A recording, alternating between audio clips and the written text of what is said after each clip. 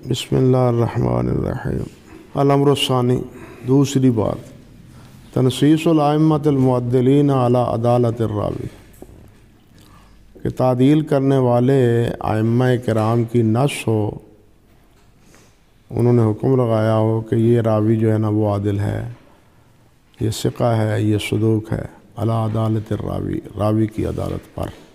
ویکفی تعدید الامام الواحد علی القول الراجح،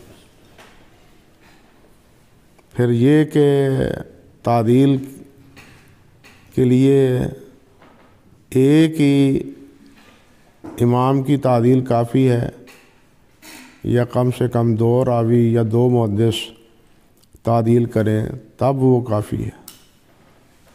تو اس کے بارے میں فرماتے ہیں کہ ایک ہی امام کی تعدیل یہ کافی ہے راجح قول کے مطابق۔ کیوں ہے؟ قیاساً علی قبول خبر الراوی الثقہ عند تفرد، اس بات پر قیاس کرتے ہوئے کہ ثقہ راوی کا تفرد جو ہے نا جب وہ قبول ہے، مرفوع حدیث میں ثقہ راوی کا تفرد قبول ہے تو ثقہ امام کی تعدیل وہ بھی قبول ہے۔ لیکن اس سے پہلے آپ پڑھ چکے ہیں کہ یہ تعدیل یہ بمنزلہ حکم کے ہے، اور حکم کے لیے دو حاکم نہیں، ایک ہی حاکم کا حکم کافی ہوتا ہے۔ یہ پہلے آپ پڑھ چکے ہیں۔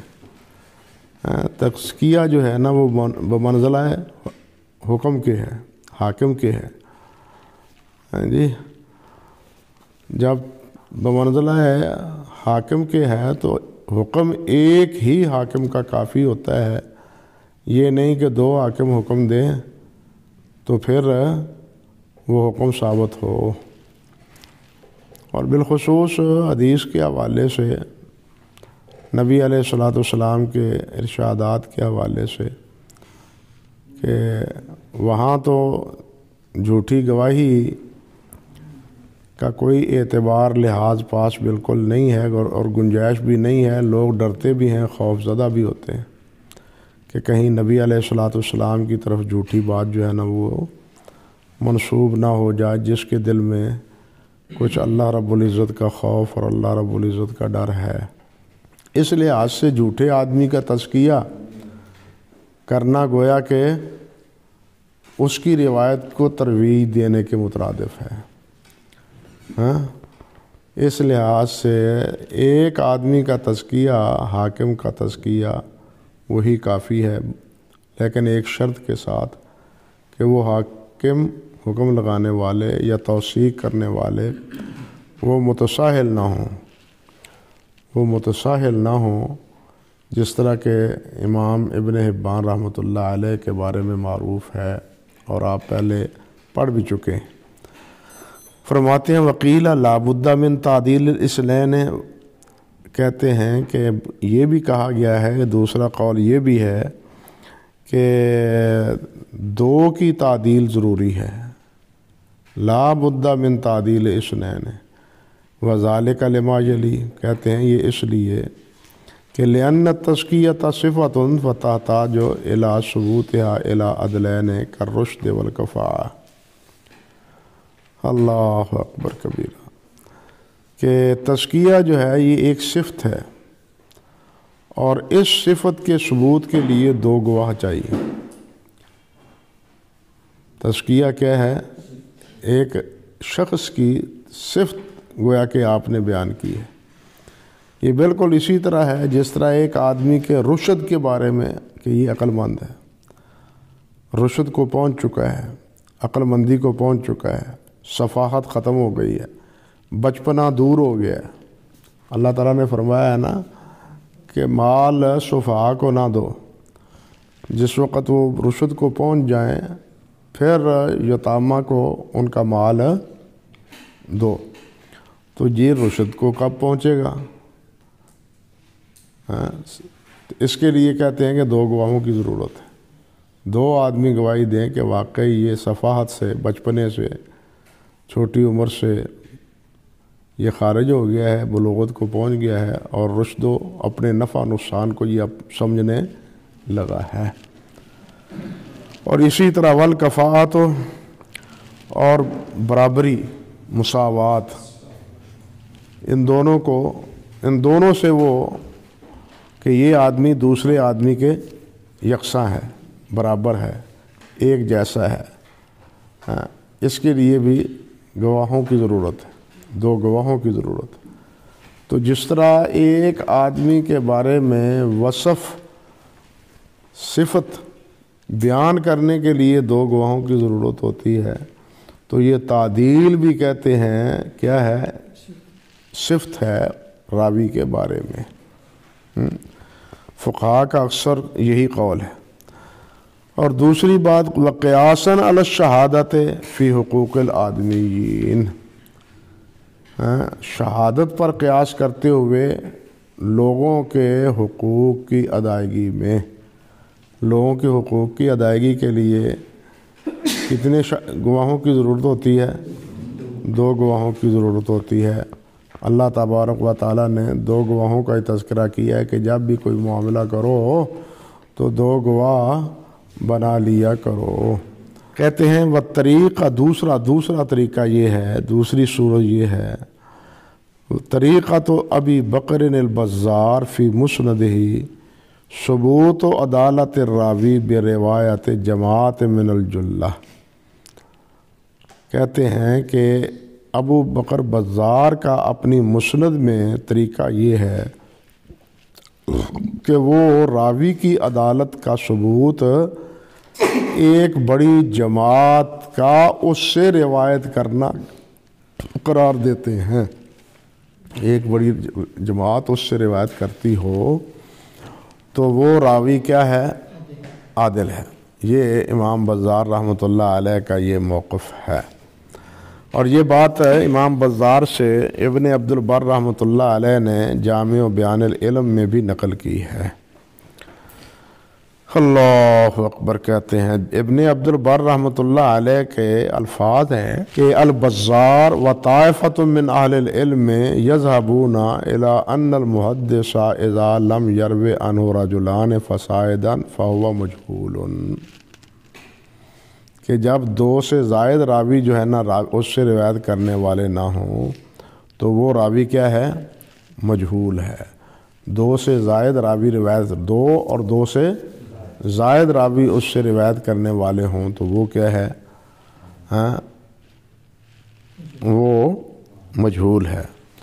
گویا کہ اس کی جہالت ختم ہو جاتی ہے ان کے نزدیک جب 2 یا 2 سے زائد راوی روایت کرنے والے ہوں۔ یہ قول بھی امام بزار رحمۃ اللہ علیہ کا، اللہ آپ کا بھلا کرے، مجہور راویوں کے بارے میں ہے۔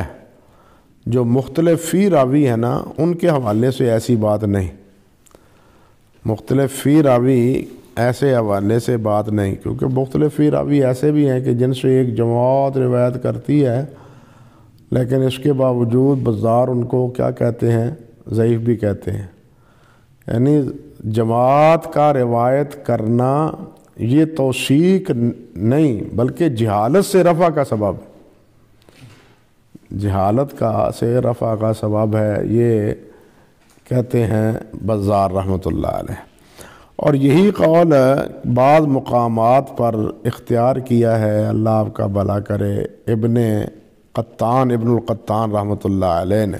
کہنے کا مقصد یہ تھا کہ امام بزار نے جو بات فرمائی ہے بعض اہل علم نے یہ بات اختیار کی ہے، اور یہ آگے کہتے بھی ہیں وَنَحْوُهُ قَوْلُ الذَّهْبِي، وَنَحْوُهُ، اور انہی کے قول کے مطابق، بزار کے قول کے مطابق ہی حافظ ذہبی رحمۃ اللہ علیہ کا قول بھی ہے، اور ان کے الفاظ ہیں والجمہور علی ان من کان من المشائخ قد روا عنہ جماعت ولم یأت بما ینکر علیہ ان حدیثہ صحیح۔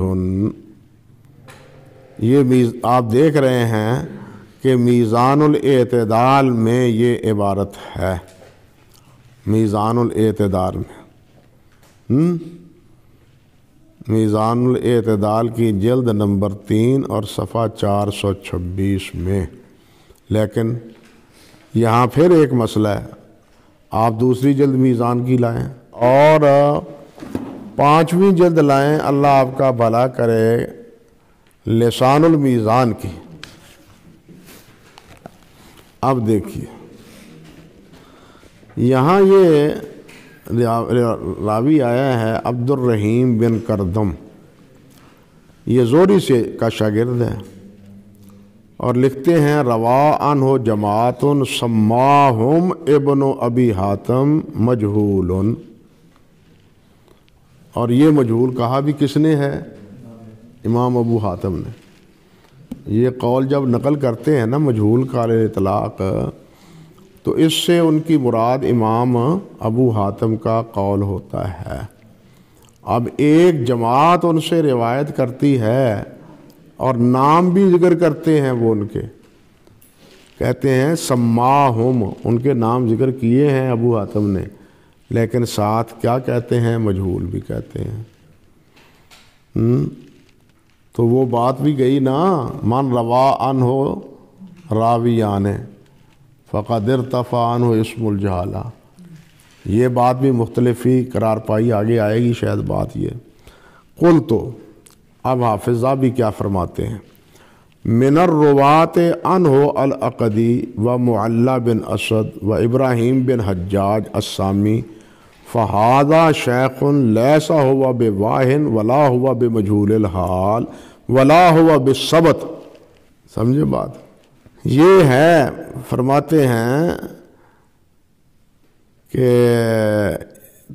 عقدی، معلی، ابراہیم، یہ سب شیخ اس سے روایت کرتے ہیں، لہذا لیسا ہوا بواہن ولا ہوا بمجہول الحال، مجہول الحال بھی نہیں ہے، لیکن ولا ہوا بالثبت، لیکن یہ ثبت بھی نہیں، صدوق درجے کا سمجھ لیں، جس کو دوسرے لفظوں میں کہیں کہ جس کی روایت حسن درجے کی ہے۔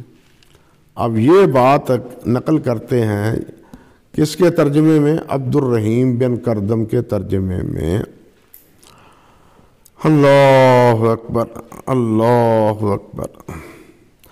قال ابو الحسن، اب دیکھیے آگے دیکھیے، قال ابو الحسن ابن القطان قال ابن ابی حاتم سالت ابی عنہ فقال مجہول، ثم قال ابو الحسن فانظر کیف عرفہ بروایات جماعت عنہ ثم قال فیہ مجہول وہذا منہ صواب، وہذا منہ صواب۔ اب دیکھیے یہ پھر وہ رائے، وہ جو پہلی سدرہ کے بارے میں تھی، اس کے یکسر مخالف۔ یہ نکال کے دکھانے کا مطلب یہ تھا کہ یہ رائے پتہ چل جائے کہ ایک تو ذہبی رحمۃ اللہ علیہ کا موقف کیا ہے، اور دوسرا ابو القطان رحمۃ اللہ علیہ اس بارے میں مختلف کیسے ہیں۔ سمجھے یا نہیں؟ یہ ہے جناب، اسی طرح کا یہ جھگڑا ہے مالک بن خیر الزیادی کے بارے میں۔ یہ مالک بن خیر الزیادی مصری ہیں، ذابی کہتے ہیں محلہ الصدق،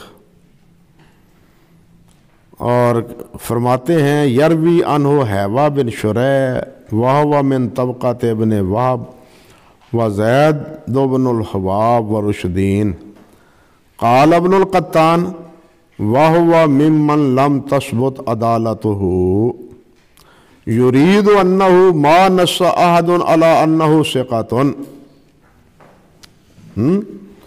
کہتے ہیں وفی روات الصحیحین عدد کثیر ما علمنا ان احدا نص علی توثیقہم والجمہور علی من کان من المشائخ قد روا عنہ جماعت ولم یأت بما ینکر علیہ ان حدیثہ صحیح۔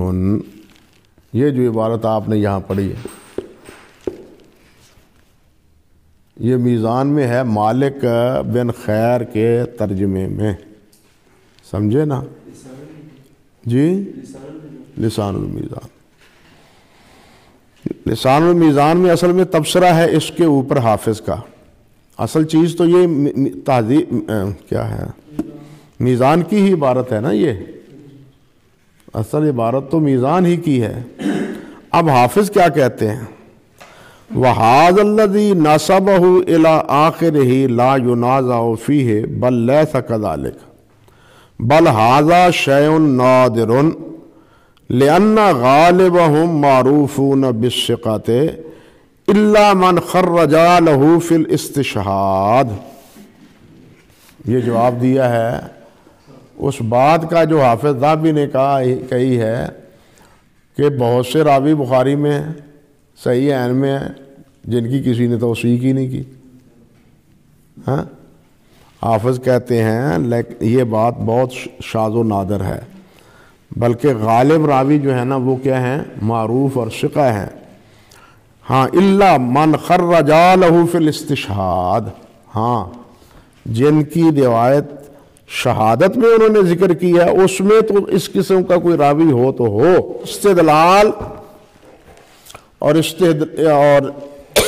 احتجاج کے دائرے میں جو روایات ہیں ان میں ایسا کوئی راوی نہیں ہے۔ سمجھے بات یا نہیں؟ تو یہ اس پر تبصرہ مختصر کیا ہے حافظ ابن حجر رحمۃ اللہ علیہ نے۔ اور اسی طرح اللہ آپ کا بھلا کرے، آپ ذرا مراجعت فرمائیں 12ویں جلد لائیں نا تہذیب و تہذیب کی پرانا ایڈیشن جو ہے، نیا نہیں، 12ویں جلد لائیں۔ ابو ادریس السکونی الحمصی، یہ جبیر بن نفیر سے روایت کرتے ہیں اور ان سے روایت کرنے والے ہیں صفوان بن عمر۔ قلت، یہ کہتے ہیں قرأت بخط الذہبی، حافظ کہتے ہیں قرأت بخط الذہبی قال ابن القطان حالہ مجہولہ قال الذہبی قد روا عنہ غیر صفوان بن عمر فہو شیخ محلہ الصدق۔ یہ اسی عبارت کی مزید تائید بھی ہو گئی، سمجھے بات؟ وَلَمْ يُسَمَّ الرَّاوِي الْآخِرَ وَقَدْ جَازَمَ ابن القطان بِأَنَّهُ مَا رَوَى عَنْهُ غَيْرُ صَفْوَانَ وَقَوْلُ الذَّهَبِي أَنَّ مَنْ رَوَى عَنْهُ أَكْثَرُ مِنْ وَاحِدٍ فَهُوَ شَيْخٌ مَحَلُّهُ الصِّدْقِ لَا يُوَافِقُهُ عَلَيْهِ مَنْ يَبْتَغِي عَلَى الْإِسْلَامِ مَزِيدَ الْعَدَالَةِ بَلْ هَذِهِ الصِّفَةُ هِيَ صفت المستورین الذین اختلفت الائمۃ فی قبول احادیثہم۔ یہ ہے تبصرہ حافظ کا کہ ذہبی رحمۃ اللہ علیہ نے جو کہا ہے نا محل الصدق، اس کی موافقت علماء نے ائمہ نے نہیں کی۔ سمجھ آ گئی؟ جو اسلام میں مزید عدالت کا طالب ہے، اسلام کے بعد مزید عدالت کا طالب ہے، وہ کہتے ہیں کہ وہ اس چیز پر راضی اور اکتفا نہیں کرتے جو بات حافظ ذہبی رحمۃ اللہ علیہ نے کہی ہے۔ تو یہ آراء ہیں علیحدہ علیحدہ، صفحہ نمبر 6 ہے اور جلد نمبر 12 ہے، سمجھے میرے بھائی؟ اور یہ جو بات نقل کی ہے نا حافظ ذہبی رحمۃ اللہ علیہ سے، یہی موقف حافظ ابن کثیر کا بھی ہے، یہی موقف حافظ ابن رجب کا بھی ہے، اور یہی موقف اور دوسرے بعض حضرات کا بھی ہے۔ آپ لائیں نا تفسیر ابن کثیر کی پہلی جلد، سورۃ آل عمران کی آیت ہے نا وَمَن يَغْفِرُ الذُّنُوبَ إِلَّا اللَّهُ، یہ ہے۔ فرماتے ہیں یہ روایت ابو یعلا سے انہوں نے نقل کی ہے کہ حضرت ابوبکر صدیق سے کہ ما اسر من استغفر وان عاد فی اليوم 70 مرہ، رواہ ابو داود والترمذی والبزار من حدیث عثمان بن واقد وقد وثقہ یحییٰ وشیخ ابو نصیر اسمہ مسلم وثقہ الامام احمد وابن حبان وقول علی ابن المدینی والترمذی لیس سناد هذا الحدیث بذاکا فالظاہر انہ لأجل جہالت مولا ابی بکر۔ ولیکن جہالت مثل ہی لا تضر لأنہ تابع کبیر ویکفیہ نسبتہ الی ابی بکر فہو حدیث حسن۔ آپ کے محقق کیا کہتے ہیں؟ ابو داؤد فلاں ضعف و ترمذی غریب فلاں فلاں فلاں فلاں، انہوں نے یہی کہ لیکن فی مولا ابی بکر و مجہول لم یسمى فالخبر واہن لاجرہ وما ذلك فقد حسنہ ابن کثیر ما انہ نقل عن علی ابن المدینی انہ غیر قوی۔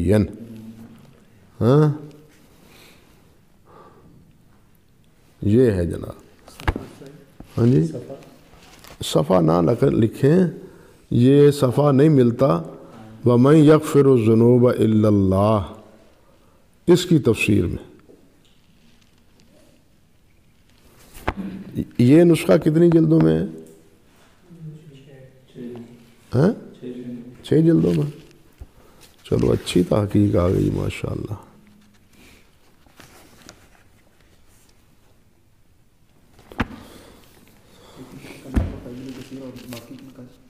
جی یہی موقف ہمارے شیخ البانی رحمۃ اللہ علیہ کا بھی ہے۔ آپ جانتے ہیں کہ یہ جو عجین والی روایت ہے جس کو شیخ رحمۃ اللہ علیہ صحیحہ میں ذکر کرتے ہیں، اس سے بھی روایت کرنے والے راوی سے روایت کرنے والے بھی 5-6 راوی ہیں، اور وہ تابعی کبیر ہے، جس کی وجہ سے کیا کہنا چاہیے کہ وہ اس روایت کو قابل عمل قرار دیتے ہیں۔ عجین یہ ایسے اٹھنے والے وہ جو انہوں نے نقل کی ہے امام ابراہیم حربی رحمۃ اللہ علیہ کی غریب الحدیث سے۔ اور جہاں تک یہ بات ہے نا حافظ ابن کثیر رحمۃ اللہ علیہ کی کہ مولا ابی بکر ہونا ہی اس کی معرفت کے لیے کافی ہے، یہ درست نہیں، اس لیے کہ بہت سے موالی ہیں صحابہ کرام رضوان اللہ علیہ مجمعین کے جو معروف نہیں ہیں، مثال کے طور پر مولا سعد مولا ابی بکر ہیں، یہی ایک نہیں، خود سعد بھی ہیں مولا ابی بکر، اور ابو رجا مولا ابی بکر، اور عبید مولا عبید ابن عباس، اور ابو عقیل مولا عمر الفاروق۔ اب ان کے تراجم نکال کے دیکھیں تو حافظ نے سب کے بارے میں مجہول ہی کہا ہے، تو جو وجہ یا جو علت بیان کی ہے حافظ ابن کثیر رحمۃ اللہ علیہ نے گویا کہ وہ قبول نہیں ہے۔ اللہ اکبر کبیرہ۔ شیخ البانی رحمۃ اللہ علیہ کی یہ جو ہے نا صحیحہ کی پہلی جلد لائیں ذرا، یا آپ خود وقت ملے تو دیکھ لینا یار، صحیحہ کی 308 نمبر، 365، 680، اور اسی طرح ارواء الغلیل جلد 2 صفحہ 41، جلد 3 صفحہ 4-5، جلد 4 صفحہ 270، جلد 8 صفحہ 361، اور صحیحہ جلد 7 صفحہ 6، اور اسی طرح جلد 7 صفحہ 270-979۔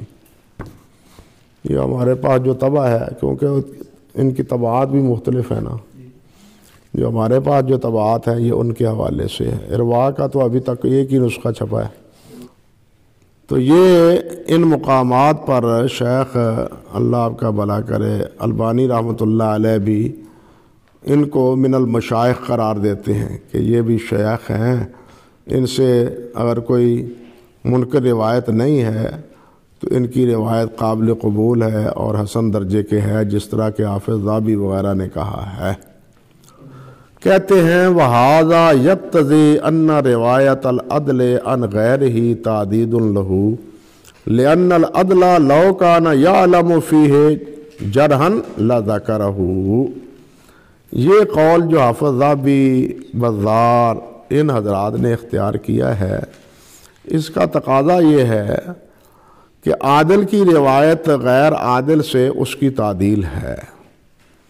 کہتے ہیں کیوں؟ اس لیے کہ اگر عادل کو یہ پتہ ہوتا نا اس میں کوئی جرح ہے تو وہ ضرور اس کو ذکر کرتا، وہ ضرور اس کو ذکر، اس لیے یہ جرح قابل قبول، یعنی یہ اس کی روایت اس کی توثیق کے لیے کیا ہے؟ ایک برہان اور دلیل ہے۔ اب اس کے بعد ہے تیسرا قول، وہ قول موقف ہے ابن عبد البر کا رحمۃ اللہ علیہ کا، وہ انشاءاللہ تفصیل آگے آئے گی پھر۔